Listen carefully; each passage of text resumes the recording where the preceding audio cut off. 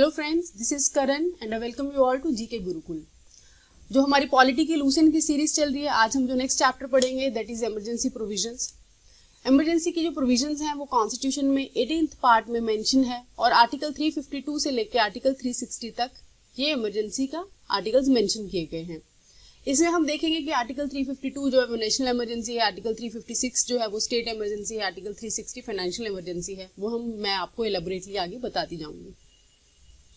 और एक और चीज़ जो इम्पॉर्टेंट है बतानी, वो ये है कि इमरजेंसी जब किसी स्टेट में इम्पोज हो जाए, मान लो किसी स्टेट में इमरजेंसी इम्पोज हो गई है, तो ऐसा माना जाता है कि ये एक तरह से ना कॉन्स्टिट्यूशन का हमारा एक यूनिक फीचर है, जिसके अंदर हमारी जो फेडरल प्रोविजंस रहती है ना, फेडरल स्ट्रक्चर रहता है स्टेट का, वो यूनिटरी हो जाता है अपने आप से विदाउट एनी फॉर्मल अमेंडमेंट, ऐसे बोल सकते हैं। क्योंकि डायरेक्टली वहाँ पे सेंटर उसको स्टेट को अपने डायरेक्टली अंडर ले लेता है और अपना कार्य करना शुरू कर देता है। तो स्टेट का वहाँ पे कुछ फेडरल इंडिपेंडेंस जो रहती है वो खत्म हो जाती है, ऐसा बोल सकते हैं, जितने टाइम तक इमरजेंसी रहती है।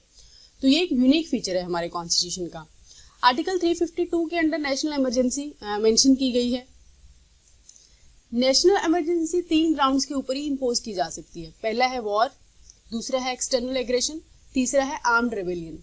आर्टिकल 44th अमेंडमेंट एक्ट के अंडर जो इंटरनल डिस्टर्बेंस था उसको रिप्लेस कर दिया गया था आर्म्ड रेबेलियन के साथ। इससे पहले इंटरनल डिस्टर्बेंस हुआ करता था, फिर ये रिप्लेस करके 44th अमेंडमेंट में आ गया था। जब मैंने आपको अमेंडमेंट, इंपॉर्टेंट अमेंडमेंट से पढ़ाया था, मैंने तब भी आपको बताया था कि इमरजेंसी प्रोविजन में ज्यादातर जो चीजें हैं ना वो 44th अमेंडमेंट के अंडर हुई थी। तो मान लो अगर क्वेश्चन आ जाता है इमरजेंसी के रिलेटेड और नीचे अमेंडमेंट्स आ जाती हैं आपको कि इमरजेंसी का कौन सी अमेंडमेंट में हुआ था, आपको अब याद भी नहीं है, लेकिन आपको आंसर भी जरूर टिक करना है उसका। कुछ बार होता है ना कि इसका आंसर लगाना है, तो अगर 44th अमेंडमेंट है आंसर में, तो इसको अगर आप लगा दो, आंसर नहीं पता है लगाना है, ये लगा दिया, तो चांसेस ज्यादा हैं इसके सही होने की, क्योंकि इसी में ज्यादातर चीजें जो थी इमरजेंसी के रिलेटेड अमेंड की गई थी 44th के अंडर। उसके बाद में नेक्स्ट देखते हैं, हम इमरजेंसी को ना इस तरीके से टेबल बना के पढ़ेंगे, तीनों इमरजेंसी को इकट्ठे। इस तरह से याद रखना और चीजों को अंडरस्टैंड करना ज्यादा इजी हो जाता है मेरे अकॉर्डिंग। तो जो नेशनल इमरजेंसी है वो है आर्टिकल 352। स्टेट इमरजेंसी है जिसको the failure of the constitutional machinery भी बोला जाता है, इसको है आर्टिकल 356। और फाइनेंशियल इमरजेंसी जो है आर्टिकल 360। देखिए याद रखना बड़ा ईजी है, 352 + 4 356, 356 + 4 360 और फाइनेंशियल इमरजेंसी। और ये भी आपको ध्यान में रखना है कि जो स्टेट इमरजेंसी है ना, इसके लिए कॉन्स्टिट्यूशन में ऐसे इसको इमरजेंसी नहीं डिक्लेयर किया गया, लेकिन इसको हम ऐसे बोलते हैं कि failure of the constitutional machinery या फिर स्टेट इमरजेंसी, हम इस तरीके से इसको बोलते हैं। उसके बाद में जब प्रोक्लेमेशन हमारे पार्लियामेंट में आ जाता है कि नेशनल इमरजेंसी इम्पोज करनी है किसी स्टेट में, ऐसे कुछ सर्कमस्टांसेस हो गए हैं, तो उसको पास करने के लिए पार्लियामेंट के पास 1 महीने का समय होता है, 1 मंथ। विद इन 1 मंथ उस प्रोक्लेमेशन को पास करना होता है। अगर वो 1 महीने के अंदर अंदर पास हो गया तो नेशनल इमरजेंसी इम्पोज हो जाती है, मतलब वो पास हो जाती है। अदरवाइज अगर इसके अंडर नहीं पास होता है तो उसको लैप्स माना जाता है। इसी तरीके से स्टेट इमरजेंसी के अंडर जो प्रोक्लेमेशन आता है इसको इम्पोज करने के लिए, उसको पास करने का जो समय होता है वो 2 मंथ्स होता है। और फाइनेंशियल इमरजेंसी को भी पास करने का 2 मंथ्स होता है। अगर आप ऐसी चीजों को, ऐसे टेबल थोड़ा बना के समझोगे ना, तो इसको समझना बड़ा इजी है, बहुत आसान है। उसके बाद में हम देखते हैं कि इस प्रोक्लेमेशन को पास करने के लिए मेजोरिटी क्या चाहिए होती है। इसके लिए देखो स्पेशल मेजोरिटी चाहिए होती है नेशनल इमरजेंसी के लिए। उसके लिए चाहिए होती है 2/3 of the member present and voting plus 50% of the majority of the both houses, majority. उसके बाद में स्टेट इमरजेंसी के लिए होता है कि सिंपल मेजोरिटी चाहिए होता है, more than 50% of the member जो है प्रेजेंट एंड वोटिंग, वो चाहिए, मतलब ऑफ बोथ हाउसेस। मतलब इन शॉर्ट हम इसको बोल सकते हैं कि इसके लिए हमें सिंपल मेजोरिटी चाहिए होता है। उसके बाद में आगे है फाइनेंशियल इमरजेंसी। इसमें भी सिंपल मेजोरिटी चाहिए होता है दोनों हाउस का, बोथ हाउस, जैसे स्टेट में है। ठीक है, आगे आता है एक्सटेंशन, कि जैसे मान लो कि इमरजेंसी इम्पोज हो गया है, इम्पोज होने के बाद इमरजेंसी को पास भी कर दिया गया है। जब वो पास हो जाएगा तो वो एक टाइम पे ना 6 महीने के लिए ही इमरजेंसी लग सकता है। मान लो अब इससे आगे भी इलेक्शन नहीं हो पा रहे हैं, कुछ सर्कमस्टांसेस कंट्री में ऐसा हो गया कि इसको दोबारा से एक्सटेंड करना होगा, तो उसको दोबारा से एक टाइम में फिर से 6 मंथ के लिए ही एक्सटेंड कर सकते हैं। तो फिर से ऐसे ही इसको पास करना पड़ेगा एंड फिर से ये सब सेम प्रोसीजर होता है, लेकिन दोबारा से 6 महीने के लिए इसको पास करने का अनुमति दी जाती है। लेकिन ये टोटल कितने टाइम के लिए इसको एक्सटेंशन दे सकते हैं, मतलब टोटल पीरियड कितना है, हम वो देख लेते हैं। देखो टोटल टाइम पीरियड ना नेशनल इमरजेंसी के लिए कोई मेंशन नहीं किया हुआ, मतलब कि अनलिमिटेड, ये अनलिमिटेड है, प्रोवाइडेड 6 महीने एक बार में होगा, फिर से 6 महीने, फिर से 6 महीने, फिर से ऐसे करते करते कितना भी करे जाओ। इसके लिए स्टेट इमरजेंसी है, यहाँ पे ये 3 इयर्स है, ये सिर्फ 3 इयर्स है। और 1 साल, जब एक बार एक्सटेंशन इसको मिल गया, उसके बाद जब दोबारा से लेना होगा, इसका भी सेम ही है कि दोबारा बार बार इसको नहीं मिल सकता है। एंड 3 साल मैक्सिमम है, 1 साल करते करते भी 3 साल ही मिल सकता है। और ये कंडीशन भी जब 1 साल इसको दे दिया जाता है ना, 1 साल के लिए मिल गया एक्सटेंशन, 1 साल के बाद जब दूसरे साल के लिए होता है एक्सटेंशन दोबारा से चाहिए, उसके लिए 2 कंडीशंस है, वो भी ऐसे इजीली नहीं मिलता। वो कंडीशंस क्या हैं, ये मैंने ना पहले भी आपको बता रखा है, वैसे तो 2-3 बार बता रखा है इनफैक्ट, आगे पीछे चैप्टर्स को डिस्कस करते करते। एक तो ये है कि नेशनल इमरजेंसी हो, बाकी इंडिया में कहीं भी, इन इंडिया, बाकी इंडिया के किसी पार्ट में नेशनल इमरजेंसी हो। दूसरा ये होता है कि इलेक्शन कमीशन ऐसा डिक्लेयर कर दे कि फिलहाल इलेक्शन हम नहीं कंडक्ट करा सकते फॉर सम रीजन। जब इलेक्शन कंडक्ट नहीं हो सकते, फिर से उस इमरजेंसी को दोबारा से 1 साल के लिए फिर से लगाया जाता है, लेकिन 3 साल मैक्सिमम है, ये आपको याद रखना है, ये इंपॉर्टेंट है।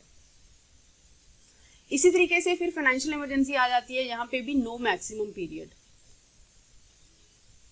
कोई मैक्सिमम पीरियड नहीं है, जितना टाइम चाहो उतने टाइम के लिए इसको एक्सटेंड कर सकते हो। इसके बाद आता है रिवोक। रिवोक मतलब कि इसको हटाया कैसे जाता है, जब मतलब मान लो कि हो गया, अब हटाना है इमरजेंसी को, तो कौन हटाता है। इसमें देखो होता है कि अगर लोकसभा ये अप्रूव कर देती है कि हमें हटाना है इमरजेंसी को, तो उस चक्कर में क्या होता है, मतलब कि अप्रूव कर दिया कि हटाना है, तो मान लो इनके 1/10 मेंबर ऑफ लोकसभा लिख के दे देते हैं प्रेसिडेंट को। कब लिख के देते हैं प्रेसिडेंट को, जब सेशन नहीं होता। मान लो सेशन चल नहीं रहा है, ठीक है, अब विंटर सेशन या फिर समर सेशन, जो भी हमारे सेशंस हैं, वो सेशन है ही नहीं इस टाइम पे, ठीक है, सेशन हो नहीं रहे हैं, तो वो प्रेसिडेंट को अगर 1/10 मेंबर लोकसभा के प्रेसिडेंट को लिख के दे दें, फिर प्रेसिडेंट क्या करता है, सेशन तो चल नहीं है इस टाइम पे, है नहीं, तो वो क्या करता है, एक स्पेशल सीटिंग बैठाता है। अगर तो सेशन चल रहा है फिर तो इजी है ना, फिर तो क्या लिख के देने की जरूरत नहीं है प्रेसिडेंट को, फिर तो सिंपल तरीका है, सिंपल मेजोरिटी से पास कर देंगे। लेकिन अगर नहीं है सेशन में, उस केस में ये होता है, स्पेशल सीटिंग होता है विदिन 14 डेज, उस स्पेशल सीटिंग में इसको सिंपल मेजोरिटी से पास कर दिया जाता है कि हमें इसको डिसकंटिन्यू करना है, ठीक है। ये हो गया इसका। अब देख लेते हैं स्टेट इमरजेंसी का। स्टेट इमरजेंसी का ना सिंपल ही है कि जब प्रेसिडेंट चाहे रिवोक कर सकता है। इसमें प्रेसिडेंट की अपनी डिस्क्रिप्शन रहती है, इसके लिए किसी लोकसभा या राज्यसभा के लिए एज नहीं चाहिए होती। और फाइनेंशियल में भी जब प्रेसिडेंट चाहे तब खुद से ही रिवोक कर सकता है इसको, मतलब खुद से इमरजेंसी को हटा सकता है। आगे देख लेते हैं कि सेंटर स्टेट का रिलेशन क्या रहता है जब इमरजेंसी हो जाती है, ठीक है। Relation between centre and state. देखो जब तो होती है नेशनल इमरजेंसी, तब क्या होता है कि इसमें ना आगे ना इसको एग्जीक्यूटिव एंड लेजिस्लेटिव पावर ऐसे डिवाइड कर लेते हैं, क्योंकि ये भी 2 तरीके से रहता है, एग्जीक्यूटिव लेजिस्लेटिव। अब देखो जब नेशनल इमरजेंसी होता है तब जो स्टेट की पावर्स होती है ना, एग्जीक्यूटिव पावर्स, वो सस्पेंड नहीं होती, एग्जीक्यूटिव पावर्स नॉट सस्पेंडेड, मतलब इनका सेम चलता रहता है। लेकिन क्या है कि इस टाइम पे सेंटर जो है, पार्लियामेंट जो है, वो स्टेट के किसी भी सब्जेक्ट पे लॉ बना सकती है। पार्लियामेंट स्टेट के किसी भी सब्जेक्ट पे लॉ बना सकती है, लेकिन ये लॉ जब इमरजेंसी हट गई उसके बाद 6 महीने के अंदर अंदर ये इसको मतलब अगर स्टेट चाहे तो वो बोल सकते हैं कि हमें ये नहीं चाहिए और वो इसको रिपील कर सकते हैं, मतलब जरूरी नहीं है इसको कंटिन्यू करना, अगर स्टेट चाहे ऐसा तो इमरजेंसी हटने के बाद। दूसरा आता है, देखो एग्जीक्यूटिव पावर तो सस्पेंड नहीं होती स्टेट की। दूसरा आता है लेजिस्लेटिव पावर। लेजिस्लेटिव पावर भी स्टेट की जो है वो सस्पेंड नहीं होती है, नॉट सस्पेंडेड। मतलब कि ना ही तो काउंसिल इनका ना ही तो इनके एग्जीक्यूटिव जो होता है काउंसिल ऑफ मिनिस्टर्स है, ना ही वो कुछ ऐसा सस्पेंड होते हैं, ना ही इनका जो लेजिस्लेटिव जो प्रोसेस है वो सस्पेंड होता है। लेकिन वो काम करता है किसके कहने पे, जैसे सेंटर उसको बोलता है उसके कहने पे काम करता है। ठीक है, सिंपल, इसको बस ऐसे ध्यान में रखना है। आगे आता है हमारा स्टेट। यहाँ पे अभी स्टेट इमरजेंसी की बात कर रहे हैं हम, थोड़ा इस साइड चला गया। स्टेट इमरजेंसी के मामले में क्या है कि स्टेट ना डायरेक्टली कंट्रोल, स्टेट जो है डायरेक्टली अंडर द कंट्रोल होती है पार्लियामेंट के, और ये कौन कर देता है, ये करता है प्रेसिडेंट के द्वारा। प्रेसिडेंट क्या करता है, स्टेट लेजिस्लेचर को पार्लियामेंट के डायरेक्टली कंट्रोल में दे देता है। एंड जो काउंसिल ऑफ मिनिस्टर है वो डिसमिस हो जाता है, काउंसिल ऑफ मिनिस्टर डिसमिस हो जाते हैं, और लेजिस्लेटिव असेंबली जो है वो सस्पेंड हो जाती है। अब देखो ऑब्वियस है ना, क्योंकि जब स्टेट इमरजेंसी ही लग गई किसी पार्ट में तो स्टेट को थोड़ी ना काम करने देंगे वहां पे, फिर तो सेंटर अपने अकॉर्डिंग काम करेगी। फिर ना तो काउंसिल ऑफ मिनिस्टर किसी काम के रहते हैं यहाँ पे, तो फिर ना ही लेजिस्लेटिव असेंबली किसी काम की रहती है। तो ये भी डिसमिस, ये भी सस्पेंड। तो जैसे जी चाहे पार्लियामेंट वैसा वहां पे लॉ बना सकती है, वैसे वहां पे काम कर सकती है। और इसी तरीके से फाइनेंशियल इमरजेंसी में है। इसमें क्या है कि फाइनेंशियल इमरजेंसी में प्रेसिडेंट का थोड़ा चलता है। प्रेसिडेंट अगर चाहे ना उस तरीके से डायरेक्शन दे सकता है कि मतलब सैलरीज में, अब तो फाइनेंशियल इमरजेंसी है तो मतलब कि फाइनेंस का इशू है कंट्री में, ऐसे किसी स्टेट में कोई इमरजेंसी नहीं लगी है, लॉ एंड ऑर्डर का कोई इशू नहीं है।